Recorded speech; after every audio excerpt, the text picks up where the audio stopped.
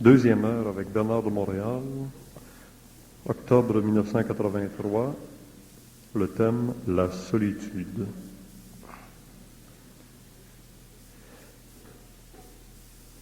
Est-ce une forme de solitude face à l'impuissance devant un certain événement ou un problème quelconque? Si un certain problème nous obsède et que l'impuissance se traduit par le manque de volonté, malgré 1001 essais de le surmonter, que faire? Se résigner, l'accepter et attendre que le problème s'en aille de lui-même? C'est une question intéressante, ça. L'homme dans la vie est souvent assiégé par des événements qu'il ne peut pas, dans un certain temps, dépasser. Des événements qui semblent être au-delà de ses forces, au-delà de sa compréhension. Et l'homme doit réaliser que la raison pour laquelle ces événements-là sont construits dans sa vie, c'est pour l'amener à un certain dépassement quelconque, une certaine expérience quelconque. Et si l'homme n'est pas capable, pendant une certaine période, de dépasser ces événements-là qu'il vit, ce qu'on pourrait appeler la solitude qui relève de ces événements-là, il doit apprendre à attendre. Parce que le temps, c'est un facteur très important dans la vie. Et il y a des événements dans la vie qui sont liés au temps et qui apportent dans la vie une énergie qui dissout cette condition-là et qui permet à l'homme de continuer son chemin. On ne peut pas comprendre la vie sans comprendre le temps. Donc, les événements dans la vie sont programmés en fonction du temps. Ils sont connus des autres plans, ces événements-là. La preuve, c'est qu'il y a des médiums qui peuvent vous dire l'avenir. Alors, c'est à l'homme d'apprendre à vivre les événements en fonction du temps. Il essaie ce qu'il peut. S'il ne peut pas rien faire, il le réalise. Et vient d'autres événements qui lui donnent la force, l'énergie, et éventuellement, le nœud se brise. Mais l'homme, dans ces conditions-là, doit apprendre à travailler avec le temps. On ne peut pas avoir dans la vie l'énergie qui est liée à un événement avant que cet événement-là se produise. Donc le temps, c'est très important. Une sorte de patience, pas une patience sans fin. À un certain point, il faut que l'homme agisse. Mais quand il agit, déjà, il a l'énergie pour agir, pour briser le nœud qui a créé cet embroglio, cette solitude, cette incapacité-là. Une autre question ici. Attention avec l'apologie du couple. Ça devient freudien et l'humain autosuffisant. Et quoi? Et freudien, point de suspension, oui. Et l'humain autosuffisant. L'humain autosuffisant. Oui, on dirait que quand vous parlez du couple, c'est comme si, avec le couple, tout est réglé. Dans le couple, on arrive à l'apothéose entre l'être en couple. Le couple. Quand je parle du couple, je parle réellement des individus dans le couple. Le couple, c'est une création de l'homme et de la femme. Et il y a dans la vie de l'homme et de la femme ou dans la vie d'un couple des événements qui peuvent mettre le couple en question. Mais dans la conscience du couple, dans la conscience de l'homme et de la femme, il y a une conscience derrière, en haut, au-delà de l'ego, au-delà de l'émotion, au-delà de l'intellect. Et c'est cette conscience-là qui peut éventuellement redonner au couple une certaine dimensionnalité. Et ceci fait partie de l'évolution du couple, ça fait partie de l'expérience des deux individus dans le couple. Le couple, c'est pas une marmite, c'est pas une condition qui, par elle-même, peut donner à un homme ou à une femme une joie de vivre. C'est simplement une condition à l'intérieur de laquelle l'homme et la femme se créent une joie de vivre. Il faut considérer le couple comme la création de l'homme et de la femme, mais non pas comme une imposition psychologique sur l'homme et la femme.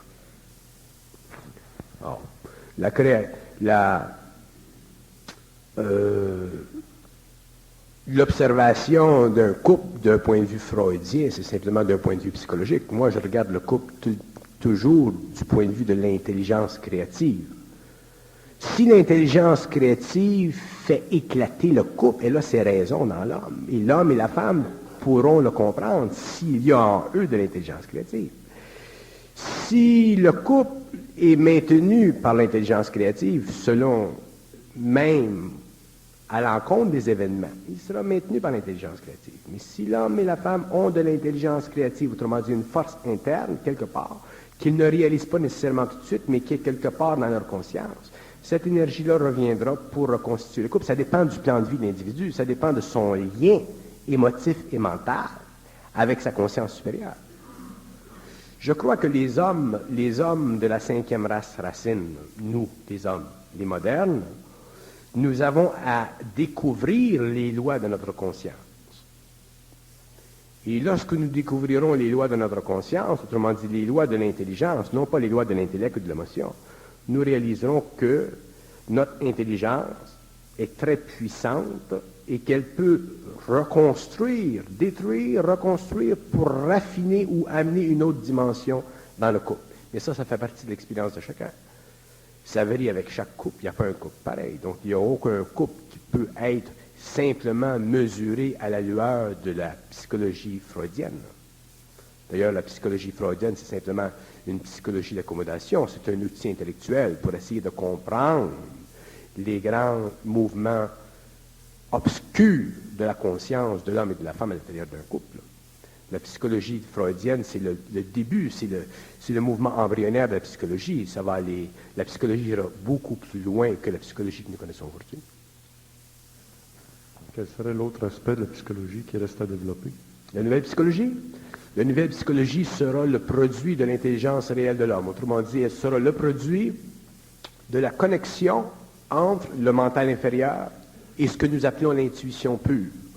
Mais dans ce temps-là, ce ne sera plus l'intuition pure, ce sera l'intelligence pure.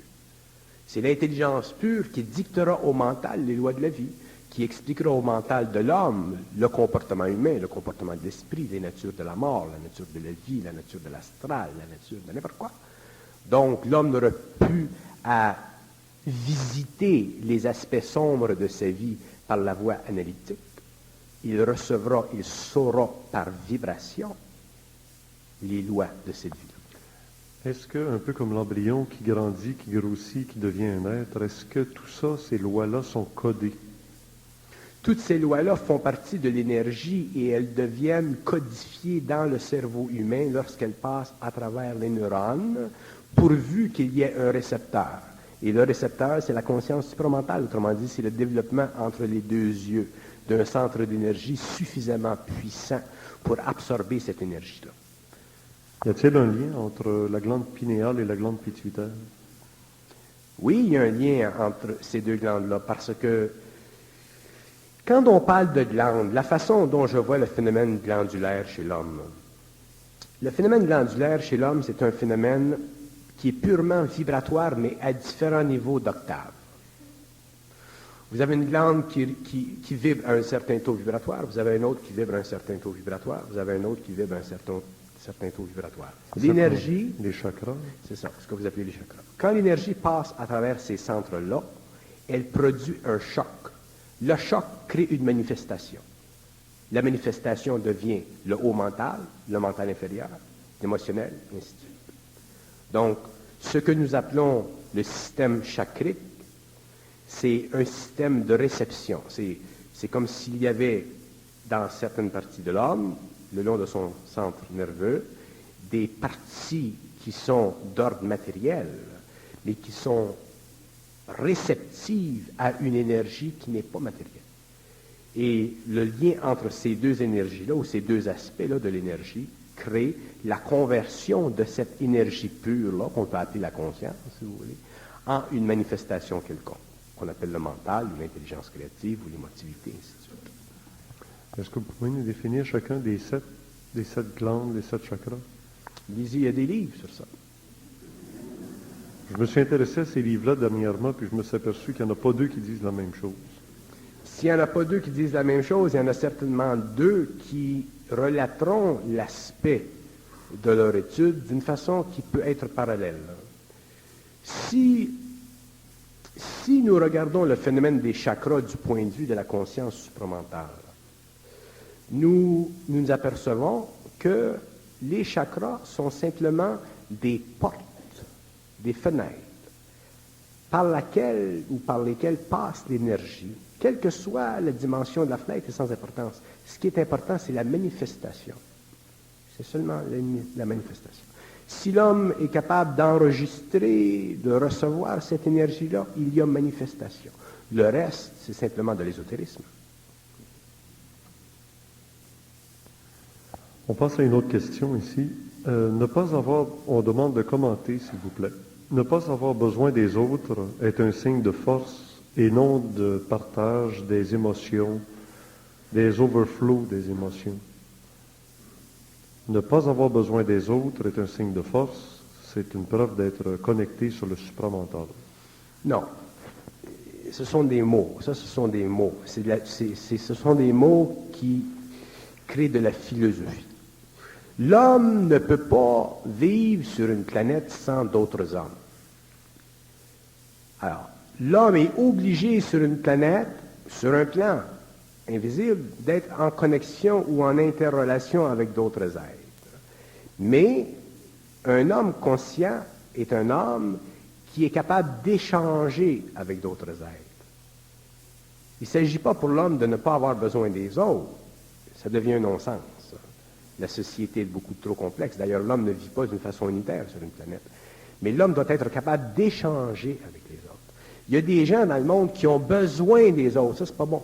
Avoir besoin des autres, psychologiquement, c'est pas bon. Parce que les autres deviennent une béquille. Mais échanger avec les autres, c'est très créatif, c'est naturel, c'est bon, et ça fait partie des ordres de la vie. Le problème chez les gens, c'est que les gens ont besoin des autres. Quand je dis que l'homme n'a pas besoin de l'homme, je ne veux pas dire que l'homme n'a pas besoin de l'homme, je veux dire que l'homme n'a pas besoin de l'homme.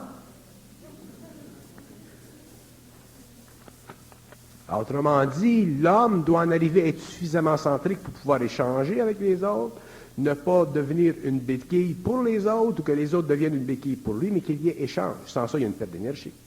C'est pas créatif. Donc, ce n'est pas un signe de force. C'est pas un signe de force.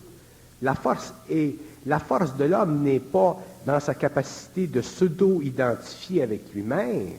Elle est dans sa capacité de s'identifier avec lui-même. Pas s'auto-identifier avec lui-même, mais de s'identifier avec lui-même. D'avoir son identité. Quand l'homme a son identité, quand il est plein, bon, il peut échanger avec d'autres hommes qui sont pleins. Mais s'il est plein, puis les autres sont vides, ils deviennent béquilles. À ce moment-là, c'est plus bon parce que les autres seront obligés d'avoir un rapport avec lui. Et automatiquement, il perdra d'énergie. Faut-il faire confiance à l'intelligence pour mettre fin à sa solitude et par le fait même à celle des autres aussi? On ne peut pas faire confiance à l'intelligence parce que l'intelligence, ce n'est pas humain. L'intellect, c'est humain. L'intelligence, c'est une force, c'est une énergie qui passe dans l'homme, et l'homme peut faire confiance à l'intelligence seulement quand il peut se faire confiance à lui-même. Quand l'homme peut se faire confiance à lui-même, à ce moment-là, il peut faire confiance à l'intelligence, mais c'est parce qu'à ce moment-là, il a intégré l'intelligence en lui-même. Si l'homme n'a pas intégré l'intelligence à lui-même, c'est très dangereux de faire confiance à l'intelligence, parce qu'à ce moment-là, il va se mettre automatiquement à l'initiation. Donc, l'homme a deux façons de vivre sur la Terre. C'est mieux pour l'homme d'être ignorant et de faire confiance à lui-même seul, avec ses petits moyens, que de se penser trop conscient ou trop dans la conscience de l'énergie et de faire confiance à cette énergie et de souffrir, parce que l'homme peut souffrir énormément d'énergie parce qu'elle est très puissante. Donc, l'homme qui entre dans la conscience, ou l'homme qui devient conscient, ou l'homme qui travaille avec l'énergie en lui-même, ou qui vit de l'énergie en lui-même, doit apprendre constamment dans la vie à se protéger contre l'énergie. Et pour qu'il se protège contre l'énergie, il doit apprendre à ne jamais faire confiance à l'énergie, à ne faire confiance qu'à lui-même. Et en faisant confiance à lui-même, il apprend lentement à intégrer l'énergie. C'est un processus qui est totalement un processus de superimposition. Moi, je ne fais aucune confiance à l'énergie. Je suis obligé, si l'énergie me crée des situations dans la vie où elle m'amène de la souffrance, je suis obligé éventuellement de mettre un arrêt à l'énergie. Donc, pour que je mette un arrêt à l'énergie, il faut que je fasse confiance à moi-même.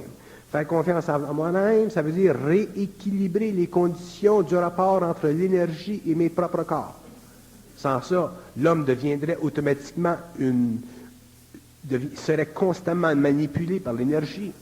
C'est ça l'intégration de l'énergie. L'homme ne peut pas faire confiance à l'énergie, il doit se faire confiance à lui-même. Plus il se fait confiance à lui-même, plus il absorbe de l'énergie, plus il absorbe de l'énergie, plus il apprend à contrôler l'énergie, parce que l'énergie étant très intelligente, passe ou crée des situations où l'homme réalise qu'il a fait confiance à l'énergie, puis là, il apprend à ne pas faire confiance à l'énergie, puis un jour, ainsi de suite. Et un jour, l'homme ne fait plus confiance pantoute à l'énergie. Quand l'homme ne fait plus confiance pantoute à l'énergie, il est totalement centrique, il est totalement dans son énergie, dans son intelligence, il est totalement dans l'intégration de l'énergie avec ses principes, donc c'est l'intégration du cosmique avec le planétaire. Parce que tout sert à l'énergie. L'énergie se sert de n'importe quoi dans la vie de l'homme pour rentrer. Mais là, justement, le mot confiance vient en ligne de compte, en parallèle avec la solitude. Si tu fais confiance à quelque chose ou à quelqu'un, tu n'es plus en solitude. Mais dès que tu apprends à ne plus faire confiance, mais à te fier qu'à toi-même, tu tombes dans la solitude. Non. Quand tu fais confiance à quelqu'un, tu te donnes l'impression de nier la solitude. L'homme ne peut pas se permettre de faire confiance à quoi que ce soit. Comme j'ai déjà dit, l'homme doit apprendre à ne pas croire. C'est très subtil quand je dis ça. L'homme doit en arriver à être centrique. Quand l'homme est centrique, à ce moment-là, il échange avec l'homme. Mais il est totalement dans son essence, il est dans son identité. Aussitôt que l'homme fait confiance à quelque chose, même s'il fait confiance à l'énergie, ou encore pire, s'il fait confiance à quelqu'un, il s'assujettit à une condition de l'énergie, et éventuellement cette énergie-là fera éclater cette confiance-là pour forcer l'homme à une intégration totale de lui-même. L'énergie n'a qu'un but dans le cosmos, l'évolution des principes inférieurs de l'homme. L'énergie, c'est sans personnalité. C'est prépersonnel. L'énergie, c'est sans sentiment. L'énergie, c'est de l'énergie.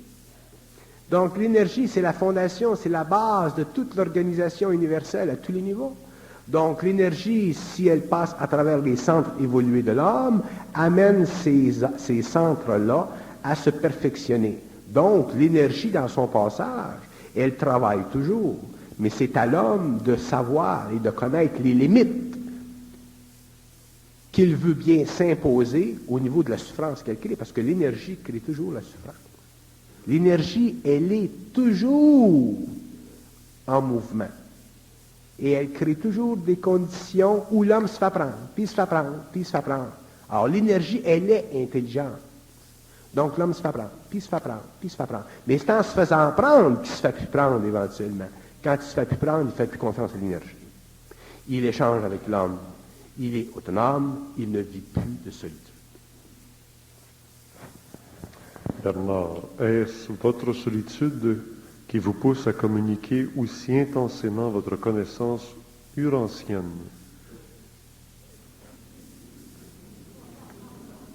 C'est plutôt mon plaisir. C'est plutôt mon plaisir jusqu'à temps que j'ai plus de plaisir. Quand je n'aurai plus de plaisir, je ne le ferai plus. Parce que ça fait partie de ma conscience créative. Donc, dans la conscience créative, il y a un plaisir. Mais si le plaisir disparaissait, autrement dit, pour quelque raison que ce soit des raisons de fatigue ou quoi que ce soit, à ce moment-là, il y aurait un arrêt. Si venait un moment où je serais fatigué de parler de ce que je parle, où j'aurais besoin de parler d'autres choses parce que la vibration serait trop basse dans mon mental, à ce moment-là, je serais obligé d'arrêter pour vivre une certaine expérience, probablement, puis pour en arriver à avoir une autre vibration pour faire d'autres choses. Parce qu'il vient un point où on peut devenir fatigué de répéter, puis de répéter et de répéter des choses, même si elles sont d'une façon différente, mais de répéter des choses qui ont été dites et suffisamment dites. Alors, éventuellement, on veut changer de palier. Mais on peut simplement changer de palier quand on a subi certains changements vibratoires. Donc, ça, c'est lié à l'énergie, ça fait partie du plan de vie de l'homme. Alors, il y a un plaisir d'en parler, il y a un plaisir de parler parce que c'est créatif, mais lorsque le plaisir disparaît, c'est un signe que c'est temps d'arrêter de parler. Et ici, il était bien marqué de communiquer intensément votre connaissance urancienne. Qu'est-ce que vous en pensez? Ma connaissance urancienne, ma connaissance urancienne, ma connaissance urancienne, ma connaissance urancienne. Si ma connaissance est urancienne, c'est intéressant. C'est intéressant.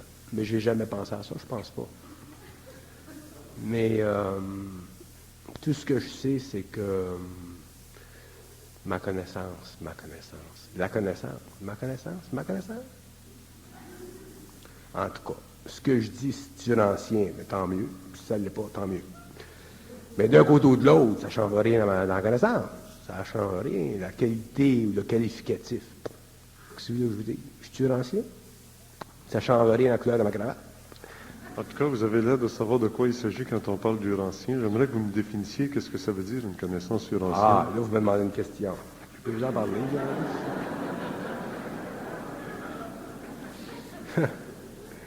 Urancien veut dire tout ce qui se rapporte à l'évolution du cosmos terrestre. Vous savez, la cosmogonie d'Urantia, c'est pas la fin, c'est le début de la connaissance. Alors, il y a des hommes sur la Terre, moi j'en suis peut-être un, il y en a peut-être d'autres, où la connaissance commence après la connaissance urancienne. Moi, je ne suis pas intéressé à la connaissance urancienne parce que la connaissance urancienne est déjà connue. Moi, je suis intéressé à ce qui n'est pas connu. Et pour être intéressé à ce qui n'est pas connu, il faut que tu parles. Fait que si quelqu'un me demande, mais qu'est-ce que c'est ça? Bien là, je parle. C'est en parlant que j'apprends ce que je sais. Je ne peux pas penser. Donc, la connaissance urancienne, pour moi, c'est une connaissance qui permettra à l'homme de demain, l'homme plus évolué, l'homme plus ésotérique, l'homme plus occulte, l'homme plus philosophique, l'homme plus intuitif, l'homme plus sensible, l'homme nouveau. Ça permettra à cet homme-là de comprendre les illusions des mots. La fonction de la connaissance urancienne, c'est de permettre à l'homme de comprendre l'illusion des mots. Quand l'homme aura compris l'illusion des mots, il rentrera dans l'énergie des mots. L'énergie des mots, c'est l'énergie qui lui permettra de connaître ou de vivre ce qu'on appelle la fusion. Donc, tant que l'homme va vivre la cosmogonie d'Urantia, il va se meubler l'esprit, donc il va avoir un esprit urancien, mais il ne pourra pas vivre la fusion. Quand l'homme va dépasser, quand l'homme va voir la subtile illusion de la forme qui sert à apporter à la Terre de l'énergie, il entrera dans l'énergie de la forme. Et c'est là que l'homme commencera à vivre la fusion. Quand l'homme avancera dans la fusion, il entrera dans l'infinité de l'énergie, donc il entrera dans l'infinité du mouvement de la conscience universelle. Et c'est à ce moment-là qu'il découvrira au fur et à mesure que lui, en tant qu'outil, créant sur le plan matériel cette énergie-là, il découvrira les mystères d'Urantia. Quand l'homme comprendra les mystères d'Urantia, la science de la psychologie, la science de l'évolution, la science de la matière, la science de l'animal, la science de la plante, la science de l'esprit, la science de l'âme, la science du temps, la science du magnétisme, la science du feu, la science de l'orbite terrestre, la science de la conscience de la Terre, la science de l'enfer, la science du ciel, la science de la limite du soleil, la science de la conscience du soleil, la science de l'esprit du soleil, la science de Dieu, la science de l'incorporation de Dieu dans les différents royaumes qui nécessitent la concrétisation de l'esprit humain pour l'accès à ces royaumes. Tout ça, graduellement, viendra à l'homme. Donc, l'homme rentrera dans la science cosmique. Quand l'homme rentrera dans la science cosmique, il découvrira les différents aspects de la science cosmique et il pourra automatiquement intégrer l'énergie à son mental, à son vital, à son physique, à son astral, et automatiquement, il ne sera plus homme planétaire, il sera homme cosmique. Donc, à ce moment-là, il aura les clés nécessaires pour transmuter la conscience de son atome, mental, astral, vital, physique, et il pourra se dédoubler, donc il pourra aller dans les terres. Quand l'homme commencera à aller dans les terres, il pourra commencer pour la première fois à converser avec le son. Il pourra à ce moment-là commencer à manipuler le son. En manipulant le son, il deviendra un être créateur, il fera partie de la hiérarchie, il instituera sur la Terre une nouvelle civilisation qui sera plus grande que celle des Atlantes. Donc, il perdra complètement la mémoire du temps et il pourra commencer à créer dans le temps, parce que les terres, c'est la création de l'homme dans le temps. Et à ce moment-là, l'homme fera partie d'un nouveau cycle d'évolution. Mais à ce moment-là, la cosmogonie durant ça n'aura pour lui aucune signification. Donc, la cosmogonie durant ça, c'est un livre qui est extrêmement important pour l'évolution psychologique, philosophique, spirituelle, occulte de l'homme, mais ça n'a aucune importance pour l'homme réel. Qu'est-ce qui a de l'importance pour l'homme réel?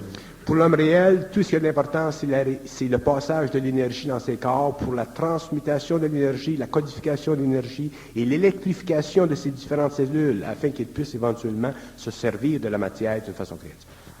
Et de quelle façon peut-il ouvrir les portes pour que l'énergie passe dans tous ces corps? Les portes, c'est pas lui qui ouvre les portes de l'énergie.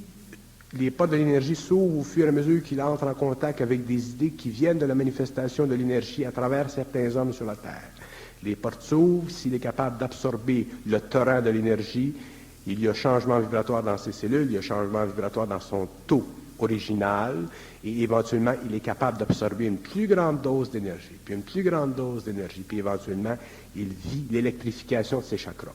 Tant que l'homme n'aura pas connu ou ne vivra pas l'électrification de ses chakras, il ne pourra pas réunir, il ne pourra pas faire la connexion magique entre les chakras de son système. Les chakras, les 7 chakras de l'homme doivent être interconnectés par un jeu d'énergie. S'ils ne sont pas interconnectés par un jeu d'énergie, l'énergie ne peut pas passer du haut, descendre vers le bas pour entrer dans la matière. Donc, les seuls pouvoirs que l'homme sur la Terre peut avoir, ce sont des pouvoirs astraux. Ce ne sont pas des pouvoirs qui relèvent de l'éther. C'est-à-dire que ce ne sont pas des pouvoirs réels. C'est-à-dire que ça ne fait pas partie de la magie cérémoniale de l'être de demain. Est-ce que ça pourrait faire partie de ce qu'on appelle la magie noire? Ça fait partie d'une extension de la magie noire à travers les tribunes de la haute astrale du monde moderne. La haute astrale du monde moderne fait partie des hautes formes qui sont contrôlées par des intelligences déjà mortes, des intelligences en ascension, et ce sont des intelligences qui ont tellement de pouvoir que l'homme est incapable de voir au-delà de leur intelligence. Et tant que l'homme n'est pas capable de voir au-delà des intelligences qui sont dans les hautes tribunes de l'astral, l'homme n'est pas capable de faire la connexion électriquement entre ses chakras, donc l'homme n'est pas capable de subir le choc de l'énergie, le passage de l'énergie qui passe de l'éther et qui vient directement dans la matière. Donc l'homme est assujetti dans certaines conditions à des tremblements, à du doute, à une confusion. Il est incapable de vivre et d'être intégral. Il est incapable d'avoir une identité. Il est incapable d'être sur un plan maître de lui-même, sur un autre plan maître de lui-même et sur un autre plan maître de lui-même. Il y a toujours un petit maître au-dessus de lui. Tant qu'il y a un petit maître au-dessus de lui, il est simplement une créature du bon Dieu. Ou un disciple du petit maître. Ou du grand maître. Mais que tu sois un disciple d'un petit maître ou d'un grand maître, tu es un disciple pareil. Si tu es un disciple, tu n'es pas dans ton intelligence. Tu es influencé par l'intelligence de l'autre. Si tu es influencé par l'intelligence de l'autre et tu ne connais pas les relations, les liens karmiques, les liens atlantéens entre toi-même aujourd'hui et ce maître-là, mais à ce moment-là, ça fait partie de ton expérience. L'homme doit en arriver un jour à être totalement autonome, centrique. Une autre question ici, Bernard. Comment identifier la forme qui crée la solitude, le karma, ressenti derrière cette forme? Est-ce qui semble interminable? Est-ce qu'on voudrait bien pour vivre réellement? Le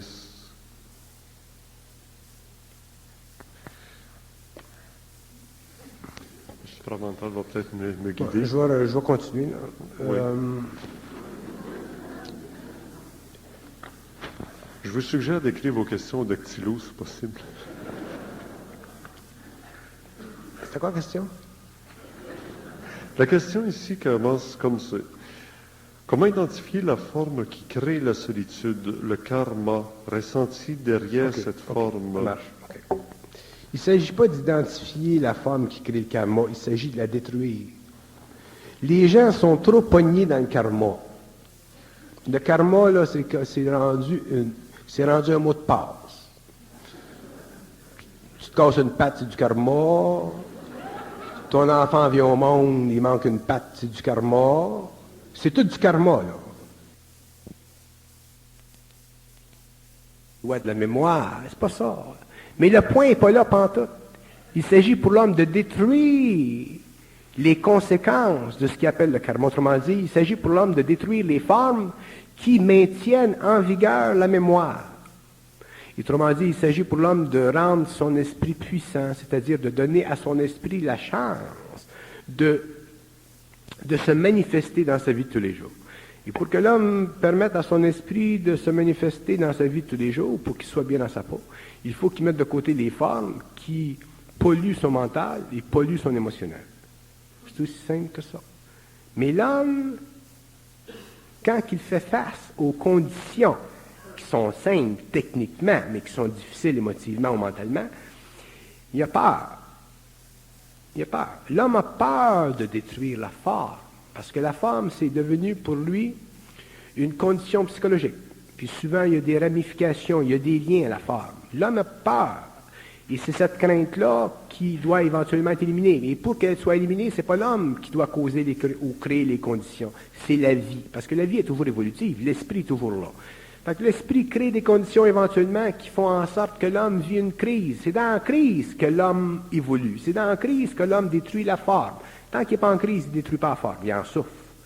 Quand il est dans la crise, puis qu'il est assez conscient des lois de la forme, qu'il est assez conscient d'être manipulé par la forme, qu'il est assez conscient d'être assujetti à la forme, éventuellement, il vient qu'il y a une volonté, qu'il y a une intelligence de plus en plus ferme, de plus en plus forte, et là, il met un terme à la forme. Et là, il évolue, puis éventuellement, la solitude se désagrège. J'en ai plus de solitude. Donc, c'est très important que les gens arrêtent de penser en termes de karma. Les hindous pensent en termes de karma, puis sont assis sur leurs fesses. Nous autres, on commence à être les nouveaux hindous. Le karma, c'est un concept. Et tous les concepts contiennent une forme. Toutes les formes nous lient à une mémoire. Ce qui est réel dans l'homme, c'est sa volonté créative, son intelligence créative et son amour éventuellement réel. C'est tout ça qui est réel dans l'homme. C'est la partie réelle de l'homme. Ce qui empêche la manifestation de ça, c'est une forme. Si ça crée la solitude, il faut que l'homme la détruise. Mais l'homme, il a peur de détruire la forme. L'homme reste prisonnier de la forme. Puis il peut rester prisonnier pendant des années de temps, jusqu'à temps qu'il souffre assez, là.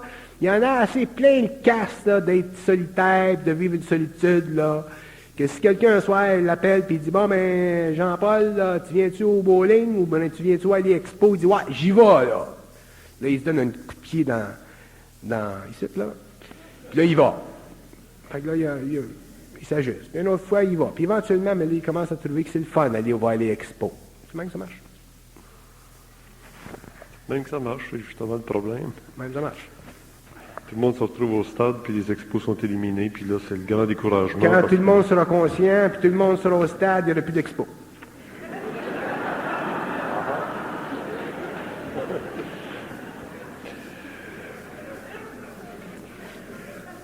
La solitude amène au suicide, mais que penser de celui qui a tellement peur de la mort qu'il ne peut accepter la solitude? Il se suicide-tu ou il ne se suicide pas?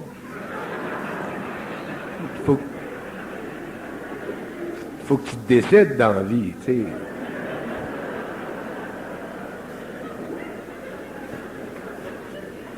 sais. Puis l'autre qui s'est suicidé, puis après, il le regrette. Ah, mais c'est pas drôle. Il y en a qui se suicident puis ils regrettent de l'avoir fait quand ils sont arrivés de l'autre bord, mais il est trop tard. Il y en a bien qui se suicident. Rendu de l'autre bord, il a dit, ouais, j'ai fait une gaffe. Il est trop tard. Puis là, ils sont obligés de revenir encore dans la matière. C'est pas un cadeau. Ceux qui ne se suicident pas, est-ce qu'ils reviennent dans la matière aussi ou... Ça dépend. S'ils en arrivent éventuellement à une conscientisation de leur être, ils n'iront pas, ils ne retourneront pas à l'astral. Ils auront une continuité de conscience, ces êtres-là. C'est ça la nouvelle évolution. Parce que derrière les doctrines ésotériques, on sait bien que ce que ça vaut, l'ésotérisme, mais derrière les doctrines ésotériques, on dirait qu'on attend la fin des temps pour pouvoir être tous capables d'échapper au karma terrestre. Les doctrines ésotériques ne sont pas fausses. Les doctrines ésotériques ne sont pas fausses. C'est que les doctrines ésotériques ne se comprennent pas réellement, elles se comprennent philosophiquement. La seule différence entre moi et les doctrines ésotériques, c'est que moi, je détruis la forme de la doctrine pour laisser passer l'énergie. C'est la seule différence. Il y en a énormément de doctrines ésotériques qui sont très intéressantes, qui sont intelligentes, qui sont prophétiques, qui sont intuitives, qui sont psychiques, qui sont d'ordre du futur. Mais le point n'est pas là. Le point est que l'homme doit rentrer dans son énergie pour pouvoir bien comprendre sa relation avec l'évolution future. Sans ça, il va toujours rester accroché, prisonnier des doctrines ésotériques. Il y en a qui font de l'ésotérisme depuis 40 ans, 50 ans. Hey, c'est long, 50 ans d'ésotérisme. Tu de leur donner un doctorat.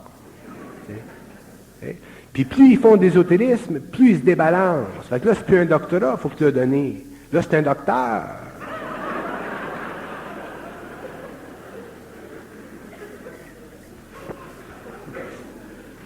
Mais il y a des docteurs là.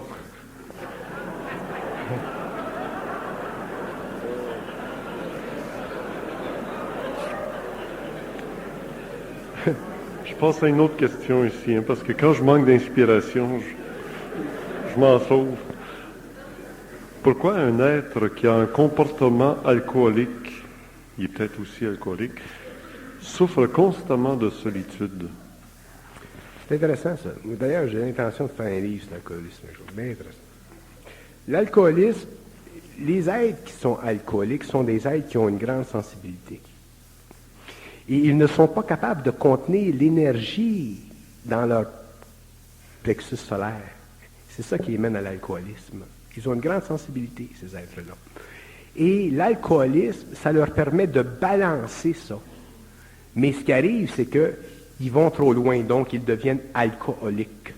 Parce qu'ils ont une grande sensibilité. Et le problème des êtres qui ont une grande sensibilité, c'est qu'il leur manque de la volonté.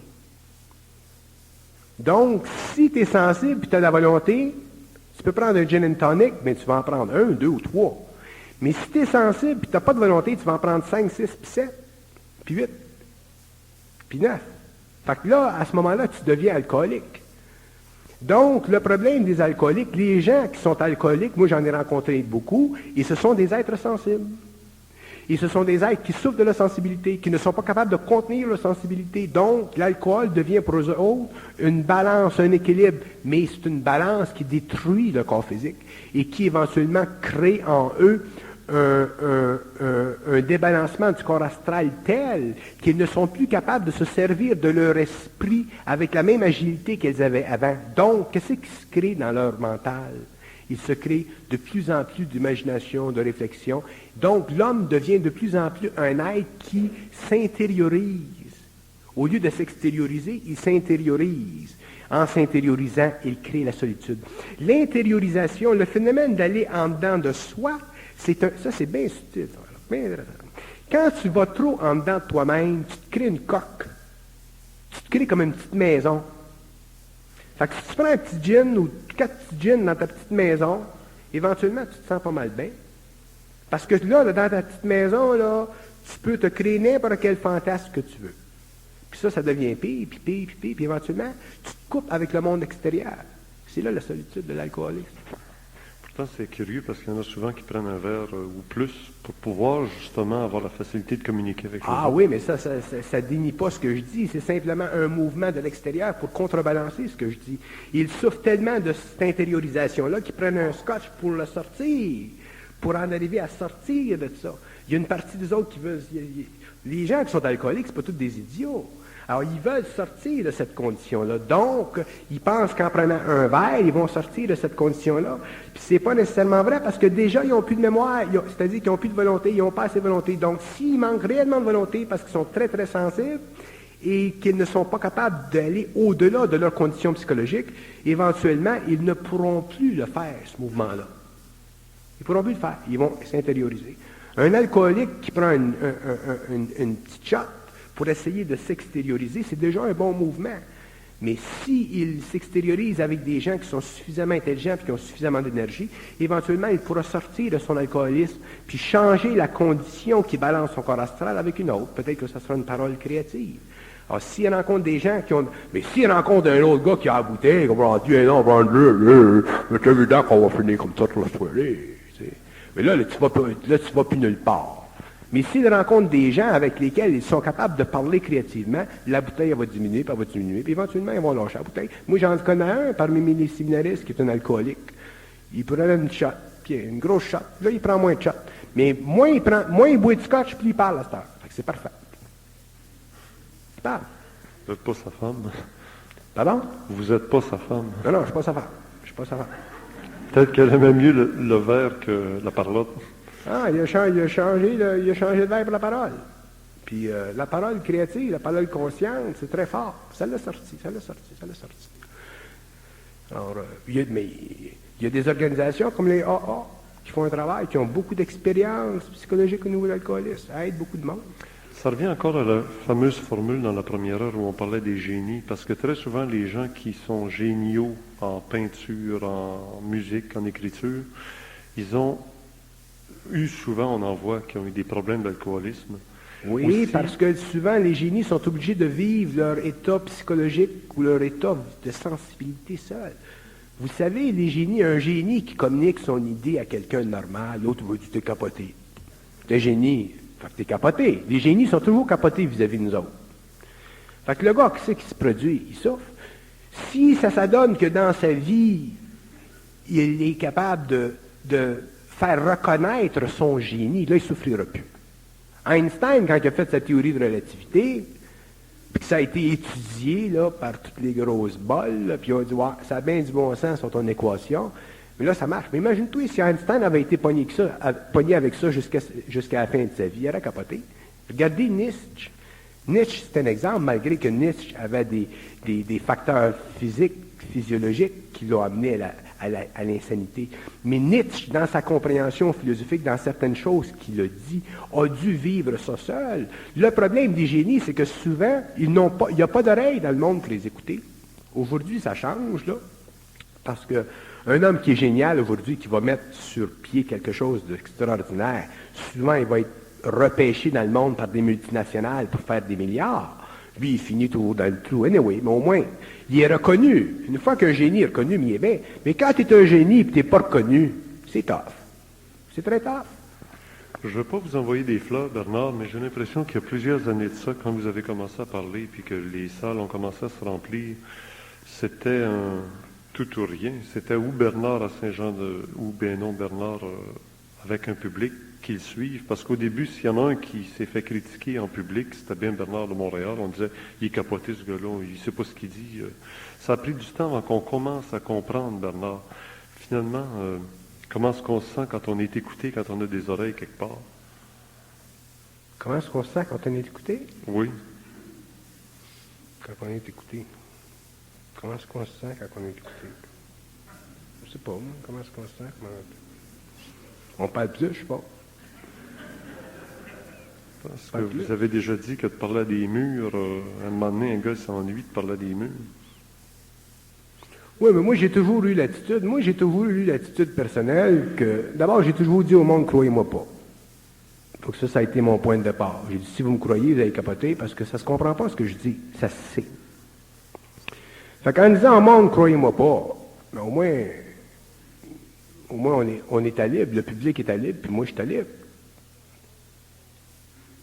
En disant au monde, vous comprendrez ou vous comprendrez quand vous le saurez. Quand vous le saurez, vous le comprendrez. C'est bien simple, mais ça ne se comprend pas au niveau de l'intellect. Fait que croyez-moi pas, parce que si vous me croyez, mais là, à ce moment-là, vous allez créer des formes, puis là, ça va devenir une religion. Moi, je vais devenir un gourou ou un madzu, quelque chose, là. Puis je veux pas ça, parce que moi, j'aime ça porter une cravate. Je veux pas porter de robe longue puis avoir des fleurs. Fait que aujourd'hui, naturellement, il y a plus de monde, puis tout ça, mais c'est normal. Et le temps file très rapidement, puis il y a des gens qui optent maintenant pour, j'oserais dire, les doctrines de Bernard de Montréal, ou en tout cas la façon de penser de Bernard de Montréal, mais à certains égards, elle est très opposée au message du Nazaréen, qui lui disait « Je suis la voie, je suis la vérité, que celui qui m'aime me suive. » Vous dites « Lâchez-moi tranquille, je vais aller boire mon coke chez Eaton. » Oui, mais il faut considérer le temps. Le Nazaréen, c'est un initié qui parlait à un peuple dans un certain temps qui n'avait pas la psychologie d'aujourd'hui. Aujourd'hui, imagine-toi aujourd'hui qu'un gars qui arrive sur la scène mondiale et qui dit « Je suis la vie, la vérité », bon, les gens vont y lancer des tomates. T'imagines-tu, moi, arriver, là, Johnny Carson, là, « Je suis la vie, la vérité, puis la voix », peux plus parler de même aujourd'hui. Dans ce temps-là, ça se parlait dans ce temps-là, parce que dans ce temps-là, les gens étaient très simples. Dans ce temps-là, l'humanité n'avait pas été amenée au stage de la confusion philosophique. Dans ce temps-là, l'humanité était au stage de la compréhension spirituelle des aspects occultes de la vie à travers des paraboles. Ça fait que... Puis encore, tu vois, il s'est fait accrocher par... comment est-ce qu'il s'appelle? Les Romains, pareil. Mais aujourd'hui, tu peux pas... Le temps change, la psychologie change, tu peux pas parler de même. Ça tient pas de bout. Dans ce temps-là, ça tenait de bout. Si le Nazarien sera dans le monde aujourd'hui, il ne parlera pas de même. Il ne pourra pas parler de même. D'abord, il y aura un autre mental, il y aura une autre personnalité. Il ne pourra pas parler de même. Les temps changent. Tu parles selon les temps. Veux-tu parler en parabole aujourd'hui? Il va dire, on parle du monde. Il aura raison. Les temps changent. Fait qu'aujourd'hui, tu es obligé de dire au monde, tu es obligé de parler au monde, tu es obligé de dire au monde ce que tu es capable de dire, puis laisse ça là. Si ça a du bon sens, le monde, ils vont le réaliser un jour, ils vont le comprendre un jour, puis si ça n'a pas de bon sens, mais ils vont fermer le livre.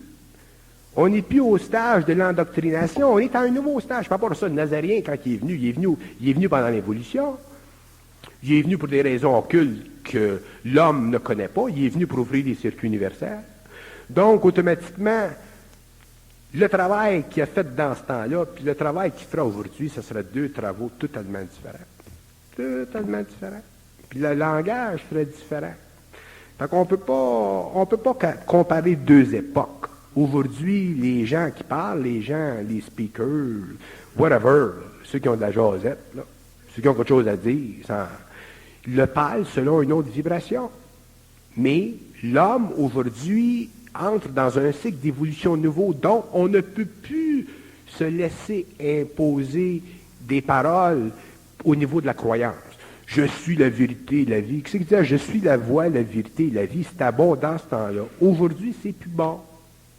Mais ça l'a servi de réflexion pour les hommes pendant des siècles de temps. Ça a créé une religion. C'était très important qu'on ait dans le monde occidental une religion pour contrebalancer les éthers astraux des bouddhistes, les éthers astraux des mahomédans, puis les éthers astraux éventuels des témoins de Jéhovah, et ainsi de suite, pour qu'il y ait un équilibre dans les éthers astraux. Donc, la religion catholique était très, très importante pour créer une cohésion en Europe. Il y a bien des raisons, ça va loin, la religion.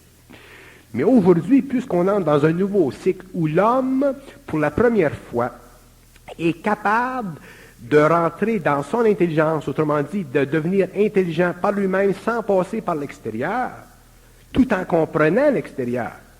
Il est évident qu'un homme, un initié, à quelque niveau que ce soit, ne peut pas arriver dans le monde pour dire, moi, je vais vous dire une chose, Richard.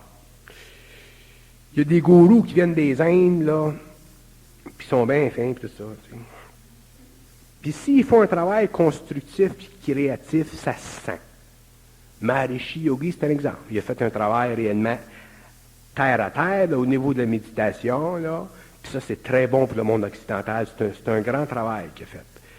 Mais il y a bien des gens il y a bien des gens à l'intérieur du secte de Maharishi Yogi qui comprennent pas le Maharishi Yogi. Qui comprennent pas. Ils sont bien plus pognés dans la forme que lui. Puis il y a d'autres gourous là, qui viennent des Indes en 747, là, qui t'envoient de l'eau de rose, là, dans gros amphithéâtre, puis qui sont la lumière, puis la vie, puis tout ça, là. Moi, je peux rien dire contre le monde. Moi, je suis pas dans le monde pour dire, bon, ben écoute, lui, tu le crois, puis lui, tu le crois pas, puis lui, il est fin, puis lui, il est pas fin. C'est pas ça, ma job. Ce que je fais dans le monde, c'est simplement pour dire au monde, apprenez à vous protéger contre le mensonge. Parce que le mensonge, même ceux qui sont dedans, ils ne savent pas. Fait que quand les gens sont dans le mensonge, puis qu'ils ne savent pas, toi, t'es bien pogné. S'ils savent, ben à ce moment-là, ils ont leur raison, ils comprennent. Si tu comprends les lois du mensonge cosmique, moi, je m'en sers des lois du mensonge cosmique tout le temps.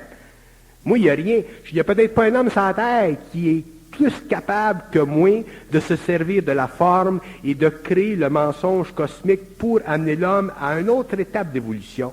pour détruire ça. Moi, je détruis tout ce que je fais, oui. Je dis quelque chose, je le détruis, puis je dis quelque chose, je le détruis, puis je dis quelque chose, je le détruis, je dis quelque chose, je le détruis. Quand les gens sont arrivés au niveau vibratoire, là, qui croient plus pas en tout ce que je dis, là, je suis content. Ça, c'est ce que je fais. Pour que les gens rentrent dans leur énergie. Mais si les gens sont pris dans le mensonge cosmique, ils ne le comprennent pas, ils ne réalisent pas les lois du mensonge cosmique, à ce moment-là, ceux qui viennent après eux autres peuvent être dans des beaux draps. Puis c'est ça. Il est là le conflit entre ma personne, si tu veux, là, ma personne, puis tout ce qui se passe ésotériquement dans le monde. Donc, les maîtres qui connaissent et qui comprennent les lois du mensonge cosmique vont travailler automatiquement en fonction de l'élévation de l'intelligence de l'homme, non pas en fonction de l'abrutissement de l'intelligence de l'homme pour que cette intelligence-là soit éventuellement, pour une raison ou une autre, même si c'est une raison spirituelle, dominée. Il ne faut pas que l'homme soit dominé.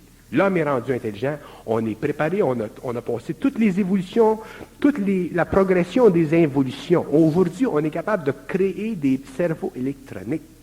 Donc, on n'est plus des yo-yo. Mais il y a un domaine où on est facilement en-yo-yoté. C'est l'ésotérisme, la spiritualité, l'occulte. Donc, moi, de ma part à moi, là, mon combat dans le monde, si tu veux, mon combat, mon travail, là, c'est ça. C'est de dire, bon, mais on est bien intelligent, on est capable de créer des cerveaux électroniques, mais on ne sait pas jusqu'à quel point notre propre cerveau peut être contaminé par d'autres conditions. C'est ça mon travail, c'est simplement ça. Puis je dis au monde, mais croyez-moi pas, parce que si vous me croyez, mais à ce moment-là, vous faites exactement ce que je veux pas que les gens fassent. Je dis au monde, l'homme est fondamentalement intelligent, mais il y a trop en lui d'émotions et d'intellect pour qu'elle passe, cette énergie-là. Fait que je détruis les femmes, puis je détruis les femmes, puis je détruis les femmes, puis je détruis les femmes. Puis je vais toujours les détruire, les femmes. Mes livres qui vont sortir vont créer un cataclysme dans le monde sur le plan psychologique. Ça va être écœurant. Puis ça va être pourquoi? Ben, je vais me cacher dans ce temps-là. Tu penses pas que moi... Mais ça va être pour détruire des femmes, pour que les gens en arrivent à être totalement dans leur intelligence. Puis quand l'homme sera dans son intelligence, il pourra comprendre les formes. Les femmes, il y en aura toujours des formes. Il y en a toujours des formes. Mais il faut les comprendre, il faut les voir, il faut voir à travail. Quand l'homme voit à travail des femmes, il est correct. Tu n'es plus affecté. Tu n'es plus affecté, tu es bien. C'est là que tu es bien dans ta peau. Mais c'est long parce qu'on a de la mémoire, on pense. Hey, c'est pas un cadeau, penser. Moi, je ne voudrais pas penser une minute. Terrible. Puis plus qu'on pense, mais plus on se crée des formes. Fait que c'est un cercle vicieux.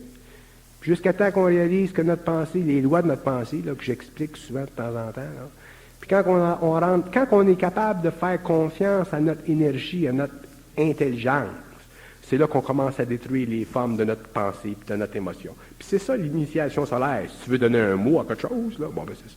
C'est ça l'intégration de l'homme, c'est ça l'évolution future de l'homme. Et ceux qui vont vibrer de ça, ceux qui vont rentrer dans cette évolution-là, ils n'ont pas de choix, ils sont déjà marqués.